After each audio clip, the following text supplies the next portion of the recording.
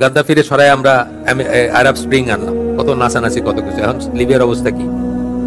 Libya একটা welfare state ছিল, যেখানে একটা ইয়াং ছেলে বিয়ে করলে গভর্নমেন্ট তার বিয়ার সমস্ত খরচ দিত, তার বাসা বানায় দিত, তার সংসার জুড়ে দিত।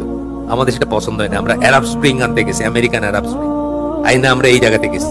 ভুল শুদ্ধ ছিল, গাদ্দাফি কোনো প্রফেট ছিল না বা কোনো মানে মুজাদ্দিদ ছিল না, ভুল শুদ্ধ ছিল।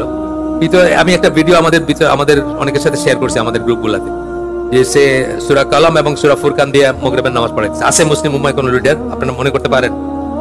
হয়তো হাজার কয়েক মানুষের মাগরিবের নামাজ পড়াইতেছে ফিল্ডে, সূরা ফুরকান প্রথম আয়াত, প্রথম রাকাতে সূরা ফুরকান, সেকেন্ড আয়াতে সূরা কালাম। আছে কি? আপনি কি মনে করতে পারেন যে এরকম একজন আছে আপনার দেশে? আছে লিডার, যাদেরকে বলি আমরা পলিটিক্যাল লিডার, আছে কি মনে করতে পারেন যে এইভাবে নামাজ পড়িতে পারবে? নাই।